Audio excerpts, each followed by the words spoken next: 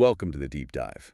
Today, we are taking a truly ambitious swing at complexity. We really are. Our listener wants a fast, thorough path to understanding two massive and, seemingly disconnected ideas.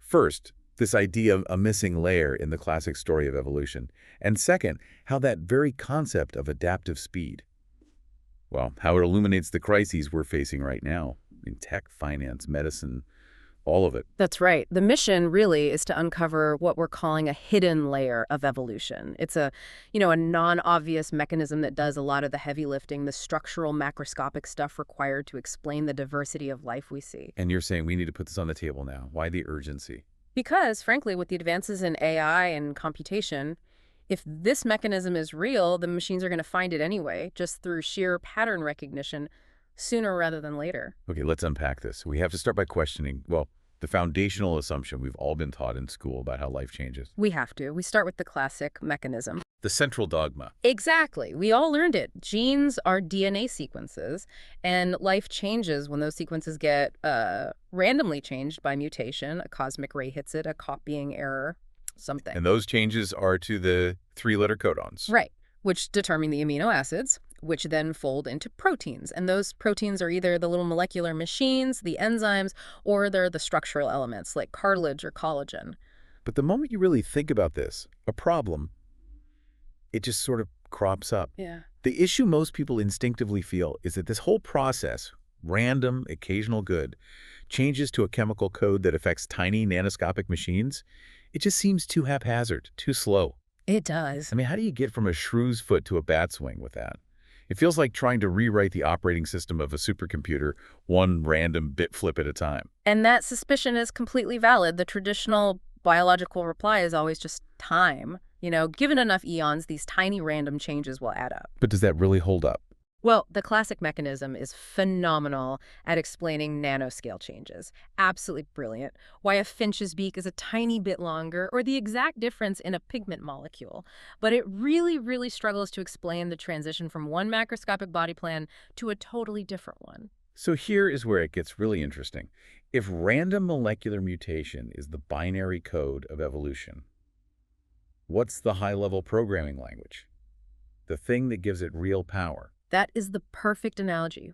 We hypothesize that the missing layer is a mechanism evolution built to enhance its own search power, exactly like C++ enhances the power of raw binary. And what is that mechanism? The hypothesis is that evolution built a system where integers, quantitative numbers, are stored directly in the DNA. Numbers. Actual numbers. And they dictate things like developmental timing, growth rates, the number of times a cell can divide. And this is key. It's non-allelic information. Wait, hold on. Non-allelic. Can you give us a quick translation? I think for most listeners, allelic is the stuff that codes for the protein recipe itself. Precisely. Allelic is that three-letter code that says which amino acid goes where in the protein chain. Non-allelic means it's not changing the protein recipe at all. So what is it changing? It's changing the instruction set for how that recipe gets used, the timing, the amount, the distribution. It's essentially a variable, a number stored in the genome. And when you change that number, you don't change the chemistry, you change the geometry. And we have hard precedent for the genome storing quantitative data like this, right? This isn't just a complete invention. Oh, absolutely. Think about telomeres. Those repetitive sequences at the ends of our chromosomes. Right. They don't code for any protein. But they function as a number, a molecular odometer. They literally count how many times a cell line can divide before it hits the Hayflick limit and stops. So the proof of concept is there. The genome can store a number tied to a function. It's undeniable. Okay, so if the genome can store numbers, where is this? This vast library of variables you need to describe all the growth parameters of an animal. The source points us toward regions we used to dismiss as junk DNA. Exactly. We look at microsatellites. They're also called variable number tandem repeats. Okay. Think of them like digital counters, or maybe a scroll with the same character written over and over. They are sequences repeated, and the number of those repeats can vary wildly, sometimes hundreds of times between individuals. And they don't code for a protein, which is why we call them junk. Precisely. But the hypothesis is that the length of that sequence, the count of the repeats, that is the variable. That's the number that dictates something structural or temporal in the creature's development. Let's use the batwing example to bring this to life. Yeah. How does changing a number in the DNA create a wing instead of a foot. Okay, so you consider the difference between a shrew's front foot and a bat's wing. The wing is just a highly modified foot. The phalanges, the finger bones, are just radically, hugely elongated with membranes between them. EvoDiva research suggests this change isn't molecular. You can build both a shrew's foot and a bat's wing using the exact same basic molecules. Same collagen, same enzymes. So the difference is the ingredients, it's the construction blueprint. Exactly. It's structural. It's about how much material is distributed where and for how long a growth process is allowed to run in one direction. I see.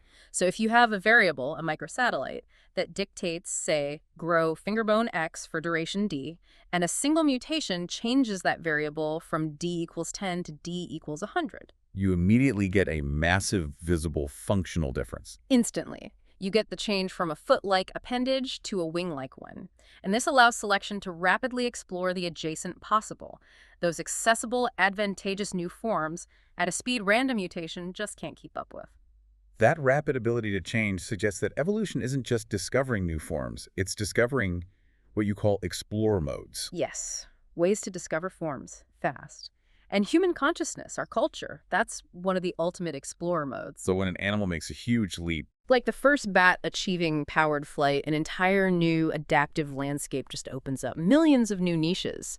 Catching insects in the air, drinking blood, whatever it is. and evolution would be inefficient if it just waited for random mutation to fill those niches one by one. It would be incredibly dumb. It needs to search that new space rapidly, and that's what a variable-based system allows it to do. Which brings us to the crisis. Our amazing human capacity to adapt through culture, swapping out software on this generalist body plan. It's now running into an inverse problem. The speed that saved the bat is now breaking us. That's the pivot. That is our modern crisis. Technological change, the internet, smartphones, social media, and especially AI, it's so fast that our cultural, our societal, even our physiological pace of adaptation is just completely outstripped. This is what you call hypernovelty. Hypernovelty, the state where the environment changes so rapidly that our ability to adapt, to learn, to generate any kind of collective wisdom, it just collapses. And if the pace is too fast for wisdom to accumulate, what are the societal consequences? I mean, we're seeing them, aren't we? We're living them. You see a massive breakdown in coherence. This hyper-novelty, combined with these deep environmental issues like, endocrine-disrupting microplastics causing lower fertility and the erosion of basic social organizing principles, it's causing massive harm. The sources point to things like the high rates of anxiety, self-harm in youth. It's all connected. The speed of change prevents stable cultural guideposts from ever being established. It creates this feeling of no adults in the room because no one truly understands the system they're operating in anymore. And this highlights a crucial systemic failure, right? The loss of necessary consequences. Yeah. We've moved from systems where children faced real, escalating challenges, rites of passage in traditional cultures, to a system that tries to immunize people from the harm of being wrong about the world. And that immunization, even when it comes from a good place, like social safety nets, it stifles the growth needed for maturity. It leads to an infantilized adult population. And you see proposed solutions that just double down on that. Like universal basic income.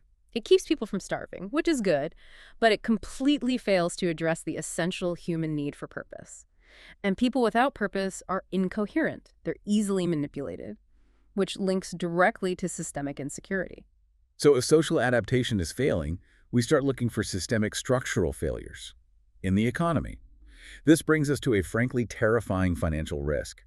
The idea that our basic sense of ownership isn't what we think it is. Exactly. When trust in culture erodes, you start looking for cracks in the foundation.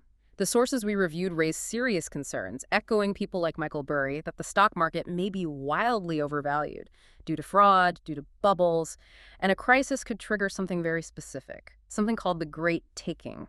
That sounds extremely dramatic. Can you unpack what the Great Taking is? Is this a fringe idea, or is there a legal basis for this concern? This is a highly specific, very concerning theory from certain financial analysts who've dived into the legal fine print of modern digital ownership. The argument is that over decades, through complex legal structures like rehypothecation, hidden contingency clauses have been embedded in the legal framework of our digitally held assets. Stocks, bonds, maybe even leveraged real estate. And in the event of a systemic collapse, these clauses could allow the assets we think we own to be legally stripped away. claimed by global financial entities.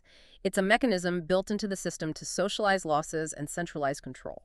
And the ultimate vulnerability, the thing that amplifies this insecurity, is the move toward central bank digital currency, CBDC. Yes, because if a financial collapse forced the FDIC, the institution that insures our bank deposits, if it paid out that insurance in CBDC, Which is programmable money. which is programmable money, it would give the state unprecedented instant power.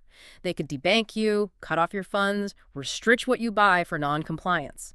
For wrong think. It removes your economic freedom, your ability to fend off any kind of medical or political tyranny. Let's turn to something that really highlights this danger, the COVID response. The Ivermectin story is a perfect example of what happens when central power uses complexity and speed to override established protocols. The Ivermectin story is critical. According to our sources, the drug was denied via a concerted public relations campaign, a propaganda campaign, which created the legal space needed for the emergency use authorization of the vaccines. Because if an existing effective treatment had been acknowledged, The EUA for novel vaccines would have been illegal, full stop. what's fascinating here is how this centralization relies on complexity to hide simple truths. You argue we need to prioritize simple, fraud-resistant tests over these complex, so-called gold standard randomized control trials. Why are RCTs so vulnerable? Complex RCTs are extremely prone to manipulation, mostly because they're opaque. It's hard for outsiders to audit them. We're talking about things like endpoint adjustment, underdosing, shifting the goalposts. What does endpoint adjustment mean in practice? Are they literally moving the goalposts after the study's already started? Essentially, yes. The study might start by saying its primary goal is to reduce hospitalizations. But if the data doesn't look good for their desired outcome, they can change the goalpost mid-study, shift it to something minor, like a small symptom reduction. Or underdosing. Or they manipulate the dosage to guarantee the drug fails. Give a known therapeutic drug just once while the control group gets robust, multi-dose, standard care. It makes the tested drug look ineffective, even if it works. And the sources we reviewed alleged this exact thing happened. For instance, the principal trial in the UK, which was used publicly to dismiss ivermectin. That's the allegation. According to the research we reviewed, the public results dismiss the drug, but data buried deep in the appendix page 346, specifically allegedly, shows the drug was superior to usual care in practically every single subgroup they tested. That data was intentionally obscured.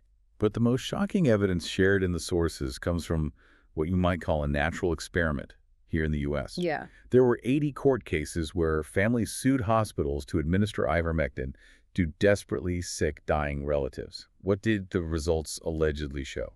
The reported results, according to one analysis we looked at, were just stunning. Of the 80 total patients, 40 got the drug by court order, 40 died before the order could be fulfilled or lost their case of those, 38 out of 40 patients survived with ivermectin, and 38 out of 40 patients died without it. Those numbers, they sound statistically impossible. For listeners who don't spend their time reading academic research, what does a p-value of 5.03 times 10 to the minus 15 actually mean? It means the chance of that result happening randomly just by luck is astronomically small. It's effectively zero. The data, as reported in the source material, suggests incontrovertible efficacy. And yet, despite that statistical certainty, the drug was publicly dismissed. Mocked, even. Which raises the essential question about the larger goal. The argument presented is that the objective was not just immediate profit from the shots, it was debuting the mRNA platform itself under emergency conditions. To bypass the normal multi-year safety testing. Exactly, to create a regulatory pathway that allows a huge array of future shots for cancer, the flu, anything, to enter the market rapidly, despite the platform's known inherent hazards related to random tissue damage and inflammation. So we've explored evolution's hidden power, the ability to change quickly via these quantitative variables, and then we've examined how that very power of rapid adaptation is now being overwhelmed by human-made complexity and speed, leading to a breakdown of social coherence, financial security, and trust. What stands out when you look at the medical crisis is that the method that truly worked wasn't blind adherence to compromised experts. It wasn't reliance on manipulated, complex data. With open discussion. It was robust open discussion, the free exchange of ideas, the willingness of individuals to scrutinize the data themselves. That's what allowed information to break through what sources allege was a censorship regime. We have to build systems that are anti-fragile, that are always willing to correct course, no matter how painful that admission of error might be. So what does this all mean for you, the listener? We've seen that both life and fraud seem to operate on hidden layers of complexity. In life, those layers speed up adaptation. In our human systems, those layers can speed up the transfer of wealth and power. And for our final provocative thought, consider this. The alleged game of pharma, the push for CBDCs, the sheer complexity of global finance, they all function by establishing opaque systems. Systems designed to transfer wealth and power during moments of collapse. So the question is, what subtle, complex systems are currently in place right now that you participate in every day that are creating the perfect conditions for a future, unexpected taking of your financial security or your fundamental personal freedoms? Think about the digital fine print you never, ever read.